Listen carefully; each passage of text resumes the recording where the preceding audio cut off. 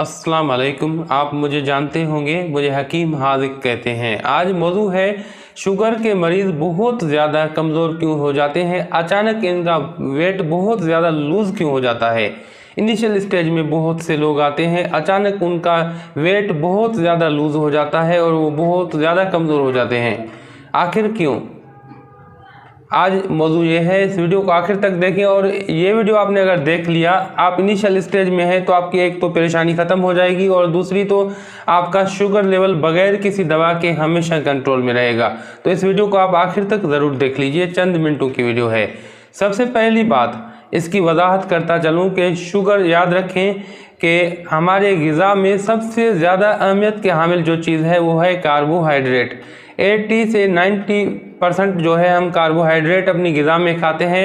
यही कार्बोहाइड्रेट आगे चलकर बतौर ईंधन, बतौर कैलोरीज हमारे जिस्म में इस्तेमाल होता है। हमारा जिस्म फंक्शनल इसकी वजह से हो पाता है, काम काज हम इसकी वजह से कर पाते हैं, हमें तवानाई यहाँ से मिलती है। तो जब शुगर होती है तो याद रखें, एक छोटा सा उज़्व है जिसको हम लबलबा कहते हैं उर्दू में, और इंग्लिश में इसको पैनक्रियाज कहते हैं। वहाँ पर एक हार्मोन बन रहा होता है जिसको इंसुलिन कहते हैं। इंसुलिन का काम क्या है कि ये कार्बोहाइड्रेट को, मिठास को यानी निशास्ते को जिस्म में जज़ब करता है, जुज़ुए बदन बनाता है, जो आगे चलकर बतौर ईंधन इस्तेमाल हो पाता है। जब ये शुगर होता है तो या तो फिर ये पैनक्रियाज जो है ये फंक्शनल नहीं रहते और सही मिकदार में जो इंसुलिन जितनी बननी चाहिए वो नहीं बन पाता, या फिर वो फंक्शनल नहीं होता। इंसुलिन तो बन रहा होता है लेकिन वो फाल नहीं होता, वो बेकार हो जाता है, ज़ाया हो जाता है, जिसकी वजह से जो ग़िज़ा हमें मिलनी चाहिए हमारे जिस्म को वो हमें नहीं मिल रही, लेकिन आज़ाद हालत में हमारे जिस्म में गर्दिश कर रही है। अगर हम इसको ग्लूकोमीटर से चेक करते हैं तो ग़िज़ा की मिकदार यानी कि ग्लूकोज, शुगर की मिकदार ग्लूकोमीटर में तो हाई शो हो रहा है, लेकिन ये हमारे जिस्म में जुज़ुए बदन नहीं बन रहा और हमारा जिस्म इसको बतौर ईंधन इस्तेमाल नहीं कर पाता। ये आज़ाद हालत में फिर हमारे यूरिन में ही खारिज हो जाता है और हमारे खून में बढ़ा हुआ रहता है, एक्सेस में रहता है, जिसकी वजह से बहुत सी कॉम्प्लिकेशंस पैदा होती हैं। अब वेट लूज़ क्यों होता है?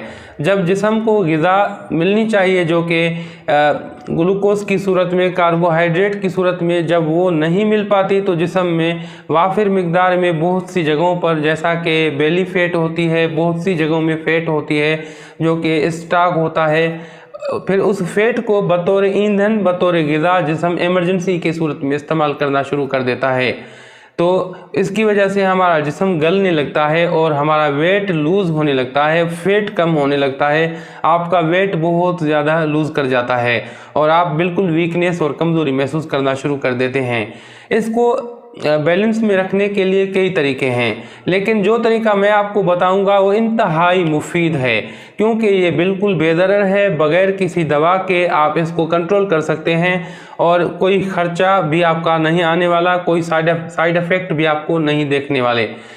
सबसे पहले आप वॉक करना शुरू करें। वॉक करने से क्या फ़ायदा होता है कि एक तो आपका जिस्म फंक्शनल हो जाता है, जिसमें थोड़ी सी भी अगर इंसुलिन है तो आपका दौरान खून बेहतर बनता है, जिसकी वजह से वो बहुत अच्छी तरह से यूज़ होता है और आपके जिस्म में जितना भी कार्बोहाइड्रेट है उसे इस्तेमाल करने की कोशिश करता है। दूसरी बात तो आपकी पैनक्रियाज भी फंक्शनल हो जाते हैं, ज़्यादा मिकदार में इंसुलिन बना पाते हैं, या फिर जो इंसुलिन है वो फंक्शनल हो पाता है और वो अच्छी तरह से इस्तेमाल हो जाता है और आपका शुगर लेवल जो है वो कंट्रोल में रहने लगता है।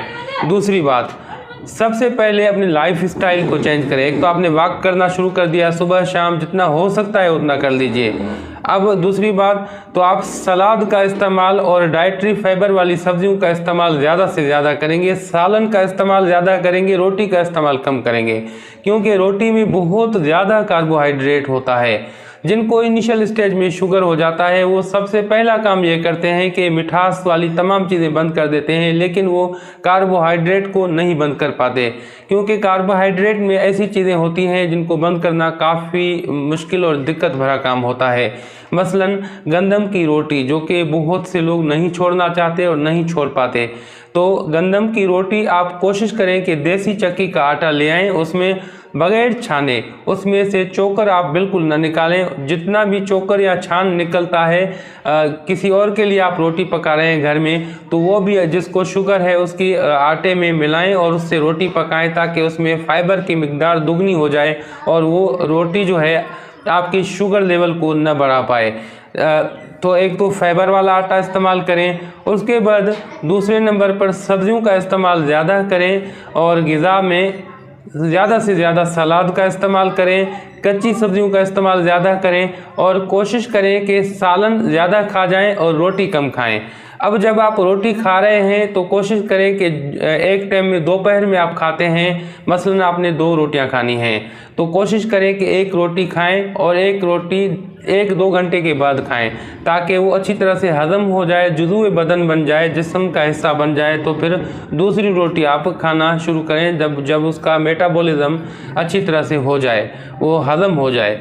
तो इस तरह से भी बहुत अच्छी तरह से आपका शुगर लेवल कंट्रोल में रहता है। ये चंद मोटी मोटी और अहमियत के हामिल बातें थी जो मैंने आपको बताई हैं, वरना ये बहुत ही बड़ा मौजू है, इसमें कई घंटों तक बात किया जा सकता है। अजीज़ साथियों, उम्मीद करता हूँ कि ये छोटा सा वीडियो लेक्चर आपके लिए इंतहाई मुफीद साबित हुआ होगा। मुझे हाज़िक कहते हैं, और अगर आप चाहें तो मेरे मज़ीद वीडियोज़ देखने के लिए आप बेल आइकन को ऑन कर सकते हैं, चैनल को सब्सक्राइब कर सकते हैं। कार खैर में शामिल होने के लिए इस वीडियो को ज़्यादा से ज़्यादा शेयर कर सकते हैं। दुआओं के साथ दीजिए इजाज़त। अल्लाह हाफिज़।